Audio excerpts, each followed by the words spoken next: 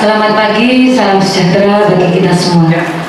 Izinkan kami menyampaikan laporan penyelenggaraan kegiatan program pemberdayaan masyarakat dengan materi pengarus utamaan gender melalui peran perempuan dalam keluarga sadar hukum Kecamatan Klojen, Kota Malang tahun 2024. Maksud dan tujuan kegiatan ini adalah untuk memberikan pengetahuan, pemahaman, wawasan bagi para ibu-ibu kaum perempuan untuk berperan aktif mendorong terciptanya keluarga sadar hukum. Pelaksanaan kegiatan ini dilaksanakan pada hari Rabu tanggal 29 Mei 2024 pukul 9 sampai selesai, bertempat di Savana Hotel and Convention, Jalan Rajen Sutoyo nomor 3034 Malang. Adapun peserta kegiatan pada pagi hari ini adalah: pertama, pengurus lengkap tim penggerak PKK Kecamatan Klojen. Kemudian yang kedua, ketua tim penggerak PKK Kelurahan se-Kecamatan Klojen. Ketiga, perwakilan pengurus Persit Kecamatan Klojen. Yang keempat, perwakilan Bayangkari Polsek Klojen. Kelima, perwakilan dari pengurus Muslimat NU dan Aisyah di Kecamatan Klojen.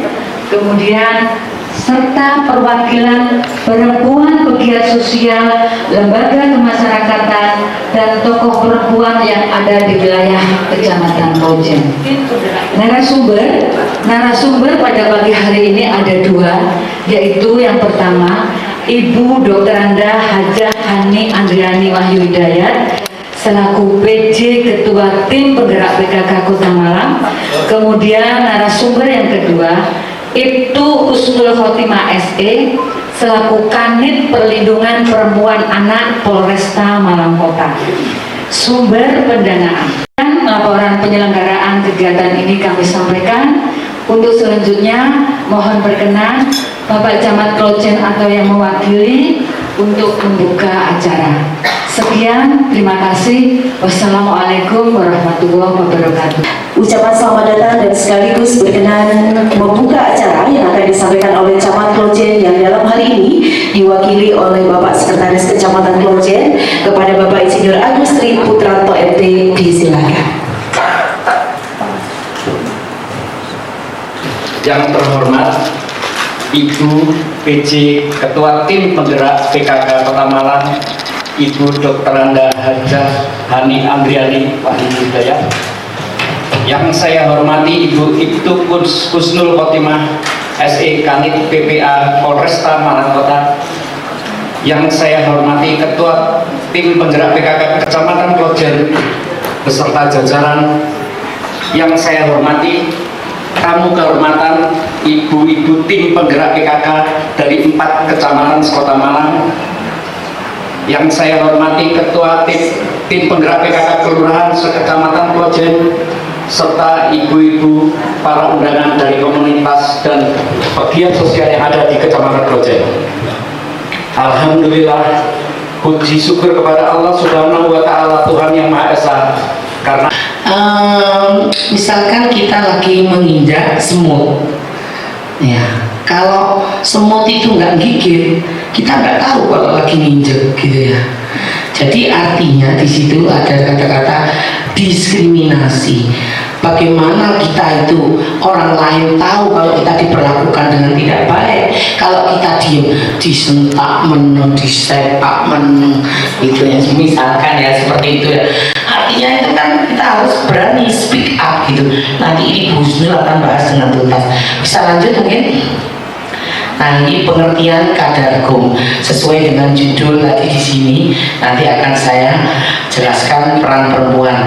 Pengertian kadarkum, monggo dibaca dulu. Kesadaran seseorang atau suatu kelompok masyarakat kepada aturan atau hukum yang berlaku.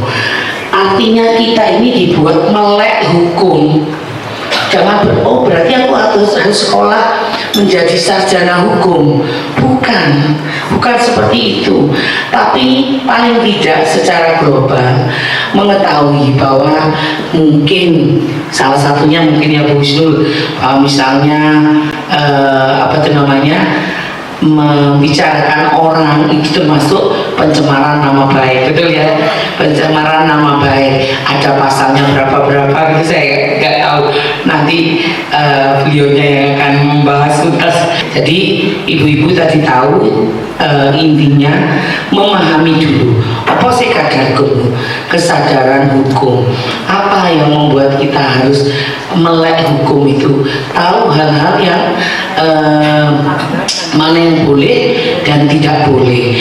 Mungkin tidak selalu tertulis ya Bu Husnul ya, tapi aturan-aturan di masyarakat bahwasannya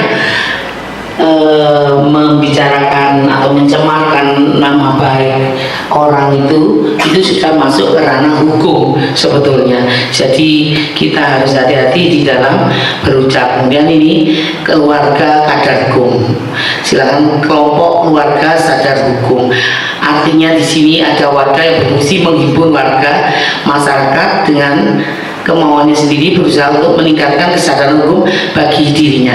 Nah, ini loh yang saya maksudkan. Sebetulnya saya terima kasih sekali, apresiasi yang setinggi-tingginya untuk Kecamatan Klojen karena membahas terkait kesadaran hukum, di mana sekarang itu memang sangat dibutuhkan gitu ya Bu Husnul ya, untuk apa itu namanya, memberikan wawasan ya, edukasi kepada masyarakat terkait hukum itu, apalagi dengan kejadian-kejadian yang sekarang sangat marak ya, macam-macam, miris, banyak kejadian-kejadian yang apa ya istilahnya di dunia hukum ini luar biasa gitu ya menurut saya. Oleh karena itu dengan memberikan wawasan sosialisasi tentang kadarkum itu menurut saya sangat dibutuhkan gitu. Terima kasih nanti sampaikan kepada Pak Camat beserta jajarannya atau nuwun sudah memfasilitasi kegiatan pada hari ini terkait kadarkum. Nah, sebetulnya zaman dulu itu bisa, yang saya untuk ibu-ibu PKK mungkin juga bisa diterapkan untuk di Persit, kemudian di Bayangkari, di Aisyah, atau di mana tadi yang di Muslimah. Itu kalau zaman dulu itu kok seru ya. Jadi ada kelompok yang seperti di sini nih, keluarga kadarkum, dengan apa itu yang namanya permainan itu ya, simulasi. Terima kasih sudah diingatkan namanya simulasi, karena sekarang sudah sepertinya sudah tidak ini lagi ya. Padahal dengan simulasi apapun dengan dilakukan dengan bermain itu masih seneng, bukan anak kecil aja yang seneng bermain, ibu-ibunya yang seneng. Pokoknya harus bawa kerupuk, harus bawa rombok, rujaan, nah tapi betul loh itu sesuatu apa ya, hal sederhana tapi membuat orang-orang semangat, lebih mengerti. Mungkin dengan pertemuan ini saya harapkan nanti ke depannya bisa terbentuk di masing-masing kelurahan deh, nanti itu kadarkum ya, dibentuk itu ada nanti insya Allah lah. Saya nanti bisa bersinergi dengan Polresta. Nanti kita akan bekerja sama lintas sektor dengan Polresta, mungkin juga dengan apa yang bisa mendukung terkait dengan hukum, mungkin dengan Pemkot, mungkin dengan bagian hukum. Itu ya ibu-ibu, nanti masih saya konsep bagaimana supaya simulasi itu tetap ada gitu kan, dan nanti kita lombakan. Itu sebagai bentuk apresiasi. Itu salah satunya seperti itu. Mungkin bisa lanjut. Apa kegiatan penyuluhan hukum? Nah ini yang terkait dengan penyuluhan, saya kira nggak perlu saya bahas. Ini sama dengan sosialisasi, sering-sering disosialisasikan, dan hari ini saya baru the first time diundang terkait kadarkum. Dari dulu saya memang berharap, bahkan kalau tidak ada yang mengundang pun saya memang sudah rencana untuk sosialisasi terkait, tinggal waktunya saja, diskusi waktunya aja. Mungkin tidak perlu saya bahas ini kegiatan hukum. Kelompok kadarkum silakan mungkin bisa di pajak, kepatuhan, lalu lintas, itu juga membayar pajak dan sebagainya, itu juga terkait dengan hukum. Nanti beliaunya aja yang bahas ini. Selanjutnya, tujuan Kadarkum supaya tercipta ketertiban, kedamaian, ketentraman, keadilan dan pertolongan sehari-hari di masyarakat. Ini teorinya seperti itu.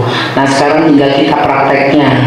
Ya, tentunya ada aturan bahwa peraturan dibuat bukan untuk dilanggar ya. Bukan untuk dilanggar. Nanti saya dimarahin sama beliau. Jadi kenapa?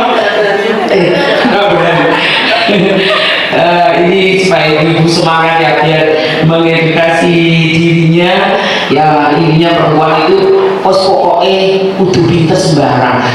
Masak kata siapa ya waktu itu ya, bukan seperti dulu apa itu pokoknya sur ya, pokoknya kasur sumur itu enggak, dapur enggak ya, tapi memang kita tidak bisa menghilangkan fitrah kita.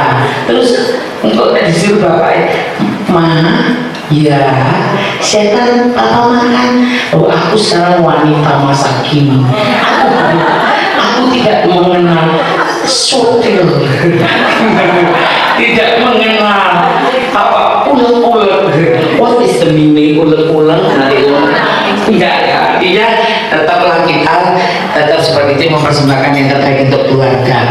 Tapi bapak-bapaknya juga ngerti Pak, kalau ibunya lagi repot terus nyupuk dewe ngono piring. Kayak Pak Guyon. Kemudian lanjut. Nah, ini metode peningkatan kadarkum. Saya kira ini nanti ini ranahnya beliau sebetulnya, Bu Husnul ini. Tentang metode peningkatan kadarkum, hukuman atau sanksi dan lain sebagainya, penghargaan atau reward bagi yang menaati hukum. Nah, ini seperti apa nanti? Saya kepingin tanya juga ini sama pemateri ini. Ini loh yang nomor 2, penghargaan atau reward bagi yang menaati hukum. Apa rewardnya bagi orang yang menaati itu, Bu? Mungkin nggak ada mic lagi ya. Soalnya saya kepinginnya itu menyangkut pada diri sendiri. Kemudian pola pikir masyarakat. Kalau sudah menyangkut pola pikir masyarakat itu tidak bisa artinya disamaratakan. Jadi masing-masing tentunya melalui background masing-masing ya, sudut pandangnya, point of view-nya tiap orang itu beda. Tapi paling tidak melalui kebijakan pemerintah diharapkan mempunyai titik temu bahwasannya kalau seperti ini tidak diizinkan, tidak dibolehkan, begitu ya, intinya seperti itu. Kemudian secara ekonomi ini sangat berhubungan memang ya, apapun ya tidak terlepas dari di internal itu mempengaruhi juga ya keadaan seseorang ya secara ekonomi. Tadi ya ibaratnya begini mungkin ya, mudahnya misalnya Bu Weni tadi sudah sarapan mungkin 2 piring gitu ya, mungkin ya, tadi suaranya kan cetar membahana gitu ya, bagus, semangat. Ada yang cuma makan aduh baru 1 sendok wis ditelepon ayo budal. Nah, itu beda, cara bicaranya sudah beda, si lemes gitu ya Bu Weni ya. Dan alhamdulillah saya sudah sarapan tadi, jadi semangat. Mungkin ini hanya just kidding aja. Jadi artinya ekonomi itu terkait dengan hal-hal yang semacam itu, keadaan seseorang tidak sama. Kemudian yang eksternal, sosial budaya ini tentunya Indonesia ini backgroundnya dari suku, agama, ras, dan golongan itu berbeda-beda. Jadi cara menyampaikan, cara memahami itu juga berbeda-beda. Tapi kita tidak perlu takut karena ada satu kebijakan dari pemerintah yang membuat kita harus berpikir satu tujuan, satu visi, satu misi, satu langkah gerak, seperti itu. Nah, spiritual ini tentunya berhubungan dengan spiritual seseorang, agama, background dari masing-masing seseorang. Kemudian lanjut, nah ini peran perempuan dulu dan sekarang. Mungkin bisa dipahami dulu, silakan dibaca. Nah ini di sini peran perempuan di masa lalu sebagian besar menjadi second people, artinya orang kedua. Itu ya, orang kedua, artinya nggak pernah artinya eksistensinya meskipun wis pinternya kalau opo di zaman dulu ya, saya bicara zaman dulu, meskipun sudah pinternya seperti apa, sepertinya perempuan zaman dulu memposisikan apa kulo tiang wingking gitu ya, bahasanya gitu, dari apa orang belakang gitu ya, dari orang kedua. Nah disebut second level. Sebagian konta itu sudah ada, sebagian konco wingking mengambil peran dan tanggung jawab terhadap keluarga yang termarginal. Tadi sudah saya sampaikan kan ya, termarginal itu artinya terpinggirkan, ibu-ibu, dipinggirno, jadi nggak pernah diakoni eksistensinya. Padahal bapak-bapak itu ya, misalkan saya contohkan seorang ustadz misalnya, ini cuma contoh ya, tolong dipahami, cuma contoh. Wah, dia di dalam tausiahnya wes top gitu, wes pokoknya enak teman. Sekali aja pas dia budal Jumatan, kita nggak apa ya istilahnya, nggak membantu beliaunya gitu misalnya, artinya istrinya pokoknya wis urusan ya aku tak titipi anak kau mulai nang gini, misalnya istrinya kemana gitu, tak jamin tausiahnya nggak seenak, nggak selancar ketika ada bantuan dari istri gitu kan, nanti kali si beban. Sedangkan perempuan patut bangga ini mikiri makannya, menu makannya, tapi kita masih bisa berperan di luar. Saya memang sangat apresiasi ya, seperti saya sebutkan berkali-kali setiap di dalam sambutan atau